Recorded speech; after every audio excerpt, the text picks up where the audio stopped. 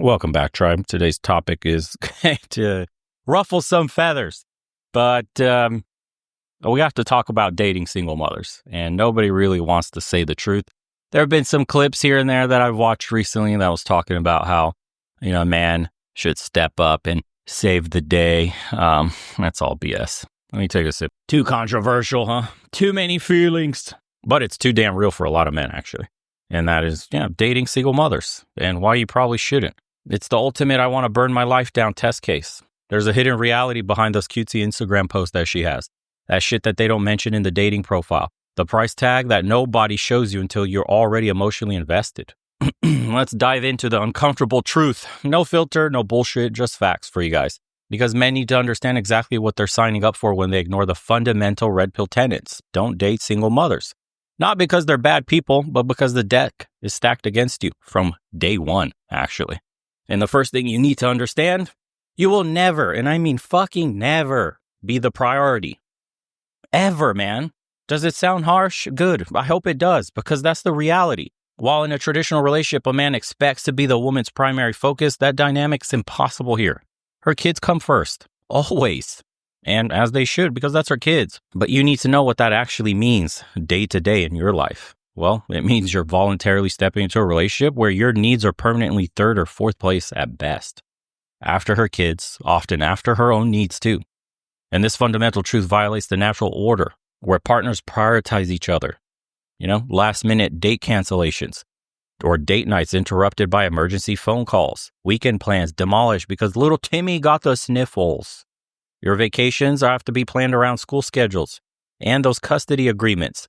Spontaneity, that shit's dead on arrival. Ask any man in this situation. And the evening you had, that romantic one, postponed because the ex dropped the kids off early. Again. You're building your relationship on someone else's schedule. Someone who probably still despises the woman you're dating. But fun times, isn't it? But wait, there's more. Remember that? Because you're walking into a ready-made family, bro, with established traditions, if there are any, established rules, not any likely, though, established dynamics, probably all toxic. And guess what? You didn't establish any of that shit. And you have no authority. The kids already have a father, biologically, at least. Maybe he's a deadbeat. Maybe he's still heavily involved. Either way, you're entering a situation where your role is fundamentally unclear. Are you a father figure? A friend? Mom's new boyfriend who needs to stay in his lane? Nobody fucking knows, including you. And here's the fucked up part. You're expected to navigate this emotional minefield flawlessly. One wrong step, relationship's over. Because her kids' well-being trumps your hurt feelings every single time. And money, let's talk about it. Because in the red pill, the truth is that resources and provisioning is number one. And dating a single mom means dating someone with significantly higher expenses and significantly less disposable income than her childless counterparts. And it's true. You're signing up to be a provider for a family unit you didn't even create. And kids are expensive as fuck. Childcare costs more than college tuition in some states. School supplies, clothes they outgrow every 3 months, extracurricular activities, medical bills. That's all on your dime. She's carrying that financial burden largely alone, which means fewer resources for your relationship, cheaper dates, budget restrictions, limited flexibility, but unlimited expectations on your motherfucking wallet. And eventually, the uncomfortable question of your financial contribution, because it is coming. Trust me, all the men in the comment section will tell you. Single mothers are biologically wired to seek providers. It's pure evolutionary psychology. She needs resources for her offspring, and you're the new potential source. No matter how independent she claims to be, financial support becomes an expectation. Remember this hard truth. You're investing in another man's genetic legacy. Your resources, your time, your emotional energy, all going to benefit another man's biological children. Let that sink in for you. How much should you contribute to household expenses if you move in together? Should you help pay for the kids' stuff? Where's the line between being supportive and being taken advantage of? Nobody prepares you for these kinds of questions or conversations. They're inevitable, unfortunately. And the ex, oh boy, the fucking ex, here we go. The gift that keeps on giving, huh? This violates another core red pill principle. You should be the only significant male presence in your woman's life. Imagine trying to build a relationship while another man remains permanently in the picture forever until those kids are grown And sometimes even after that. It's a constant reminder of her previous sexual and emotional commitment to another man, and an inescapable connection that undermines your position. Birthday parties, graduations, sports games, holidays, any sort of arrangement. There he is, the man who had her first, who created something permanent with her that you never can, who still has legal and financial ties to her, who can call and text about the kids anytime he wants. Best case scenario, he's respectful and boundaries are clear. Worst case, ongoing drama that makes the Game of Thrones look like a fucking children's show. Either way, you'll always be competing with the ghost of relationships past, both for her attention and in her family hierarchy. Passive-aggressive text, custody battles, child support disputes.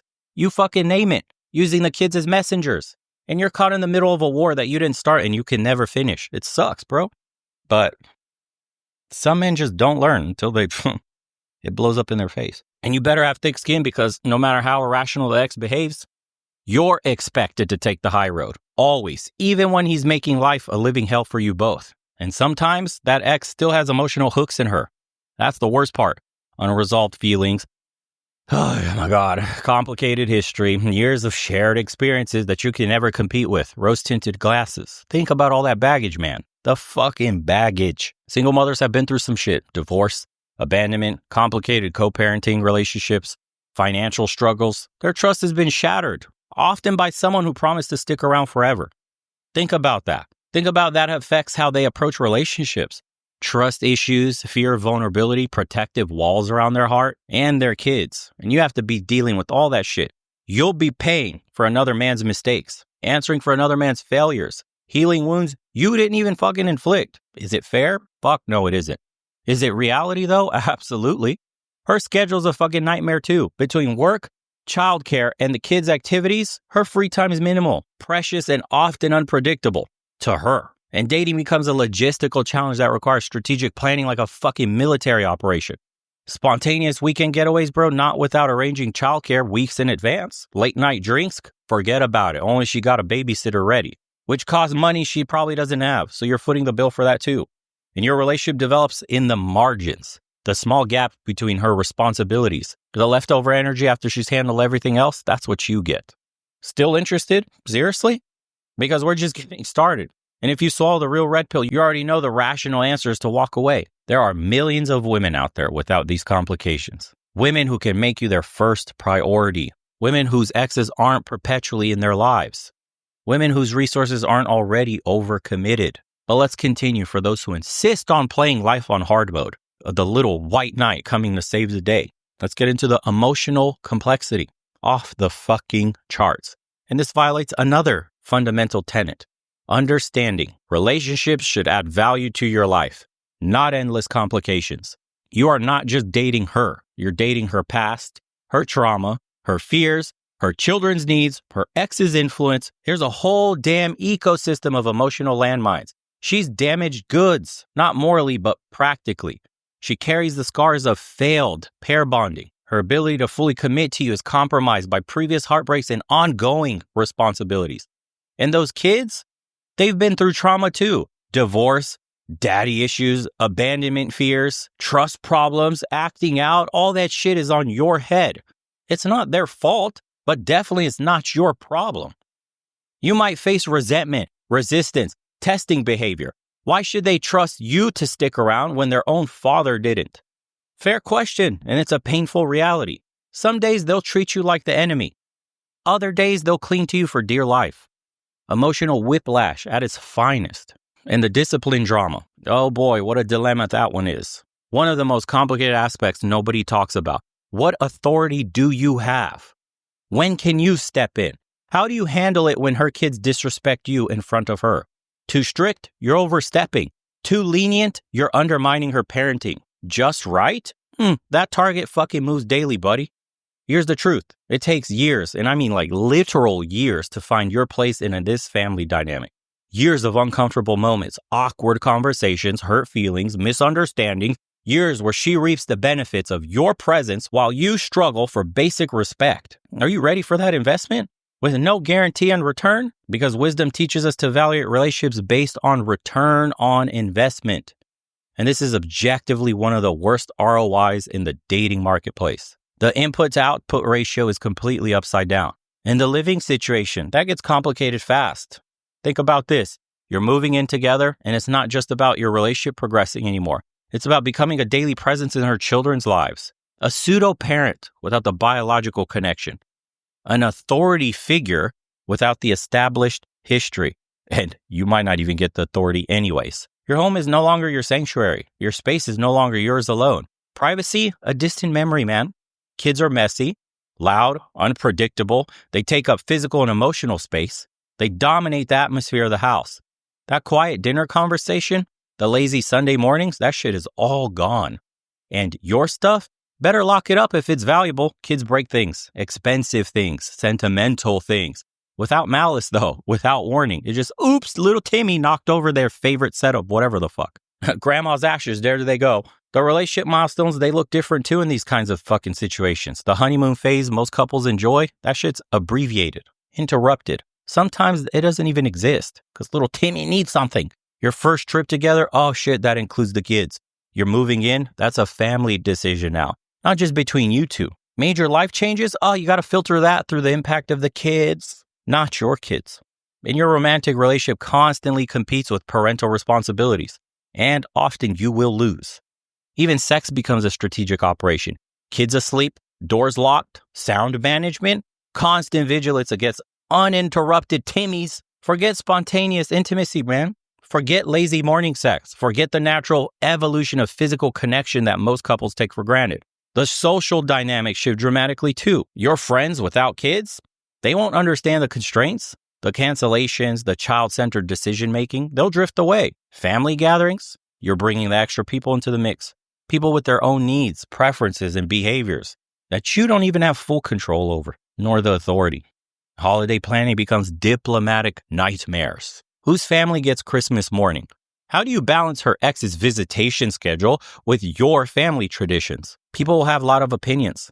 Actually, lots of fucking opinions. Some will admire you for taking on someone else's kids, like you're some kind of charitable organization instead of a person seeking connection. Others, they'll question your judgment, wonder why you'd sign up for that kind of fucking drama, and ask you if you're being used as a financial safety net. And that judgment comes from everywhere, bro, including other single mothers, parents, friends, families, strangers on the internet, all with their own insecurities, and they'll throw that shit in your face.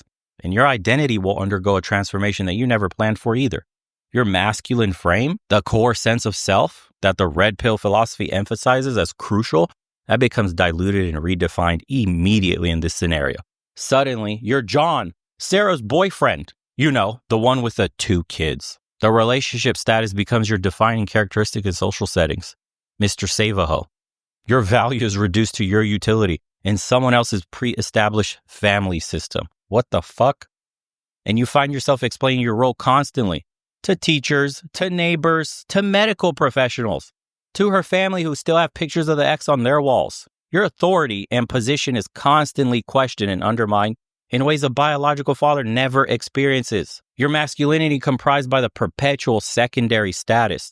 Your decisions no longer about you. Want to change jobs? Want to move to a new city? Go back to school? All these choices now impact the children who didn't ask to have your decisions affect their lives. The future planning gets exponentially more complex. Want more kids of your own? That's a conversation with layers her childless peers cannot fucking imagine. Blended family dynamics, age gaps between siblings, resources stretched even thinner, retirement planning, college savings, financial priorities compete in ways you never anticipated. Fuck, even wedding planning, if you get there, includes questions most couples never face. Do her kids walk down the aisle? Do they stand with you? What roles does their father play in the celebration? What the fuck? And here's the brutal truth nobody wants to acknowledge. After all that investment, emotional, financial, practical, these children may never see you as their parent. They might appreciate you. Hell, they could respect you too. Even love you. But there's a biological connection you cannot replicate. A history you were never part of. And a bond that existed before you ever arrived. And you could do everything right, bro. You can show up consistently. You can love unconditionally, provide unstingingly, and still hear the, "You're not my real dad," during a heated moment. And that shit'll cut you deep. no matter how much you prepare for it. So why would any sane man sign up for this? It violates every principle of male sexual strategy. You're literally choosing the hardest possible path with the lowest possible reward. Some blue pill thinking might suggest there's hidden value here, that you could be the hero in this story, the white knight who rescues the damsel and her children from hardship. But that's fucking fantasy, not reality. In reality, you're signing up to be a secondary character in someone else's story, a supporting role, a resource provider without the full benefits of genetic legacy or primary relationship status. The cold, hard, red pill reality, she made her choice when she created children with another man. That was her investment. Those are her consequences to manage. That's her life path, not yours. Every minute you invest in raising another man's children is a minute you're not investing in your own legacy. Every dollar you spend supporting her family unit is a dollar not going to your own future. Every ounce of emotional energy you pour into those kids or her navigating these complex dynamics is energy not spent pursuing your own maximal potential. Is there a rare exception? Yeah, maybe. Okay, 1 in 1,000 cases. A unicorn situation where she truly appreciates your sacrifice? Cool story, bro. The kids genuinely accept you. Okay, the ex causes no problems. And the relationship provides equal value to what you invest in. I'm sure there's one some fucking where, but the exception doesn't make the rule. And are you willing to bet your one life on being that exception? I'm not here to tell you it's categorically impossible. I'm here to tell you it's a terrible fucking bet. And what I am telling you is to go in with your eyes fucking open. Know the price before you commit to paying it. And then ask yourself the core question. Why would you? Because this isn't just dating. It's applying for a position you cannot easily quit, with responsibilities you cannot fully anticipate, in a dynamic you didn't create, and you cannot fundamentally change. It's voluntarily putting your neck in a noose while hoping it's the one noose in 1,000 that won't tighten. The hidden price of dating single mothers isn't just financial. It's not just logistical. It's a complete recalibration of your expectations, your identity, and your future. And it's compromising your sexual market value by attaching yourself to someone else's complications. In a world of nearly 4 billion women, why choose one with this much baggage? Why start a race with weights strapped to your ankles? And why build a foundation with someone who's already cracked? The true wisdom isn't that dating single mothers is merely difficult, is that it represents a fundamental misalignment with male sexual strategy and self-interest. It's a trap disguised as an opportunity. It's a liability that they market as an asset. Your time, your resources, your potential, your future, all of which are way too valuable to invest in a situation designed from the ground up to exploit your utility while minimizing your authority. Choose wisely. Firstly, choose yourself. Because none of this makes sense in hindsight when you get absolutely destroyed. You'll wonder what the hell you were ever thinking. Ask any man in this comment section what happened to them when they dated a single mother. And you'll see the truth for yourself.